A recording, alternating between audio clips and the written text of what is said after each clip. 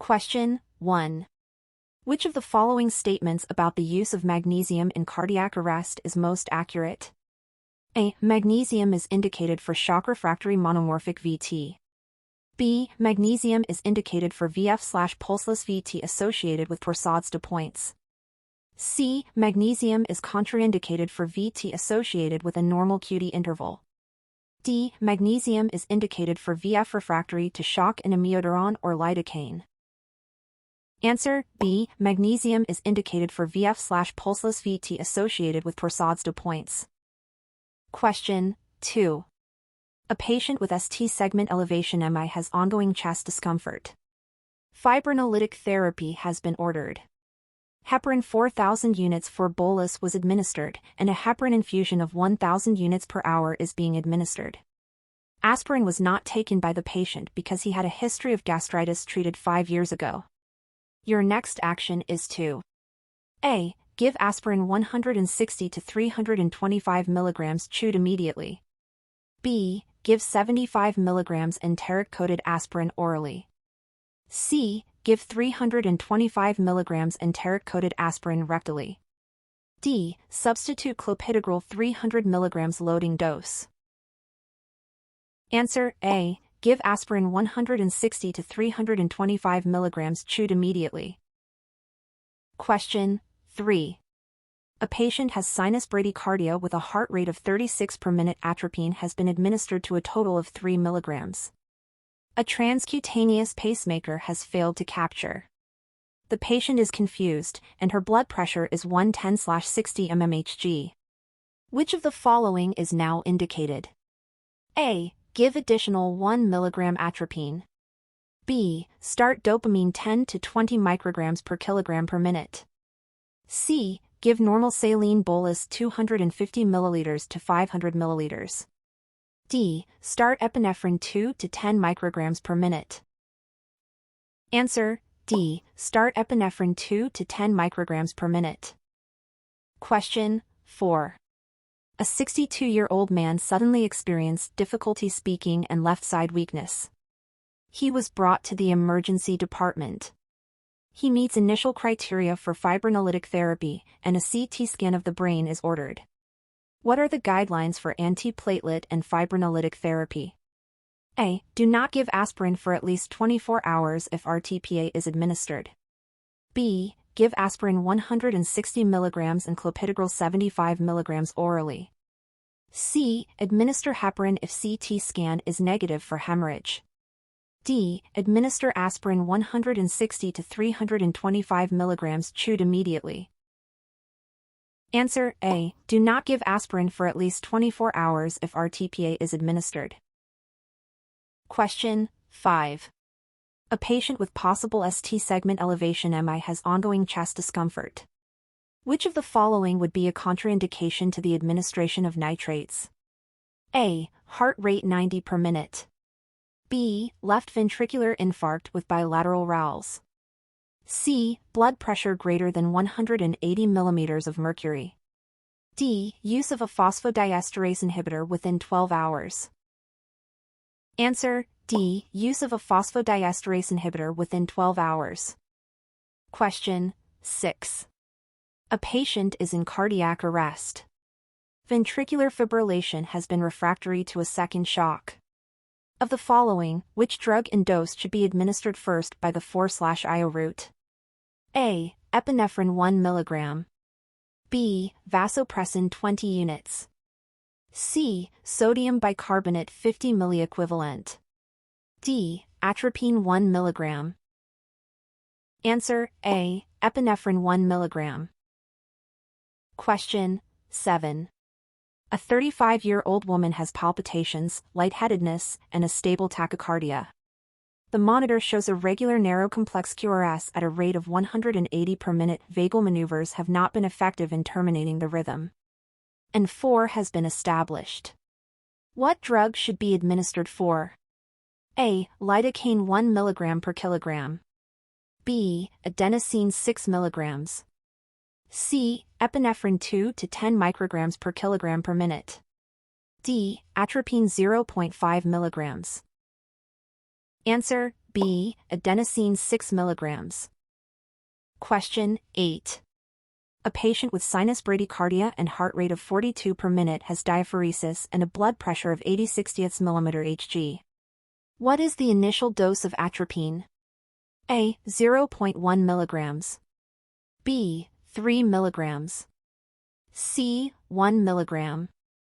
D. 0.5 mg.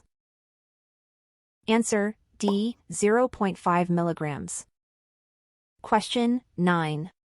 A patient is in refractory ventricular fibrillation and has received multiple appropriate defibrillation shocks, epinephrine 1 mg 4 twice, and an initial dose of 300 mg amiodarone 4. The patient is intubated. A second dose of amiodarone is now called for. The recommended second dose of amiodarone is A. An endotracheal dose of 2 to 4 mg per kilogram. B. 300 mg 4 push.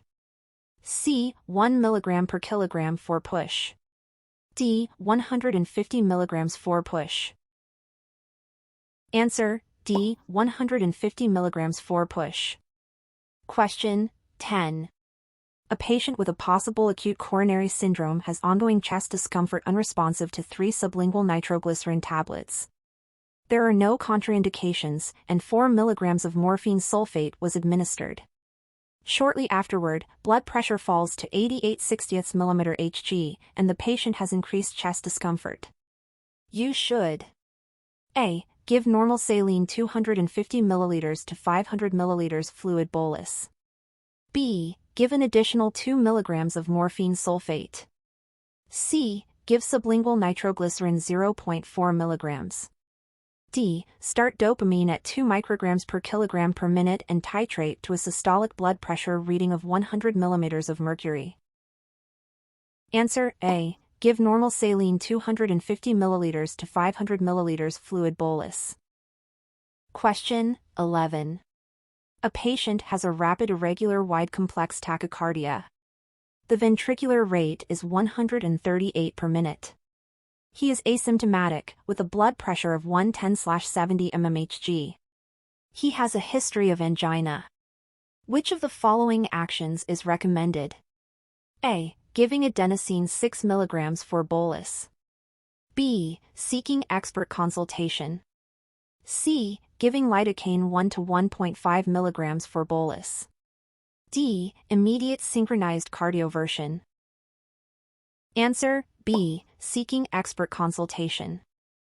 Question 12. You arrive on the scene with the code team. High-quality CPR is in progress. An AED has previously advised no shock indicated. A rhythm check now finds asystole. After resuming high-quality compressions, your next action is to A. Gain 4 or IO access. B. Place an esophageal tracheal tube or laryngeal mask airway. C. Attempt endotracheal intubation with minimal interruptions in CPR. D. Call for a pulse check. Answer: A. Gain 4 or IO access. Question 13. A patient is in pulseless ventricular tachycardia. 2 shocks and 1 dose of epinephrine have been given. Which is the next drug dose to anticipate to administer? A. Amiodarone 300 mg. B. Amiodarone 150 mg. C. Vasopressin 40 units. D. Epinephrine 3 mg. E. Lidocaine 0.5 mg per kilogram. Answer: A. Amiodarone 300 mg. Question 14. Your patient has been intubated. For/IO access is not available. Which combination of drugs can be administered by the endotracheal route? A. Vasopressin, amiodarone, lidocaine. B. Amiodarone, lidocaine, epinephrine. C. Epinephrine, vasopressin, amiodarone. D. Lidocaine, epinephrine, vasopressin. Answer: D. Lidocaine, epinephrine, vasopressin. Question 15. A patient is in cardiac arrest. Ventricular fibrillation has been refractory to an initial shock. What is the recommended route for drug administration during CPR? A. Femoral vein. B. IV or IO. C. Central line. D. Endotracheal. E. External jugular vein. Answer: B. IV or IO. Question 16. A patient is in refractory ventricular fibrillation. High-quality CPR is in progress, and shocks have been given. 1 dose of epinephrine was given after the second shock. An antiarrhythmic drug was given immediately after the third shock. What drug should the team leader request to be prepared for administration next? A. Escalating dose of epinephrine 3 mg. B. Second dose of epinephrine 1 mg. C. Repeat the antiarrhythmic drug. D. Sodium bicarbonate 50 milliequivalent. Answer: B. Second dose of epinephrine 1 mg. Question 17. A 57-year-old woman has palpitations, chest discomfort, and tachycardia. The monitor shows a regular wide complex ORS at a rate of 180 per minute. She becomes diaphoretic, and her blood pressure is 80/60 mmHg. The next action is to A. Give amiodarone 300 mg for push. B. Perform immediate electrical cardioversion. C. Establish 4-axis. D. Obtain a 12-lead ECG. Answer: B. Perform immediate electrical cardioversion. Question 18. Bradycardia requires treatment when A. The blood pressure is less than 100 mm of mercury systolic with or without symptoms. B. The heart rate is less than 60 per minute with or without symptoms. C. The patient's 12-lead ECG show an MI. D. Chest pain or shortness of breath is present. Answer: D. Chest pain or shortness of breath is present. Question 19. Which of the following statements is most accurate regarding the administration of vasopressin during cardiac arrest? A. Vasopressin can be administered twice during cardiac arrest. B. Vasopressin is indicated for VF and pulseless VT before delivery of the first shock. C. The correct dose of vasopressin is 40 units administered by 4 or IO. D. Vasopressin is recommended instead of epinephrine for the treatment of asystole.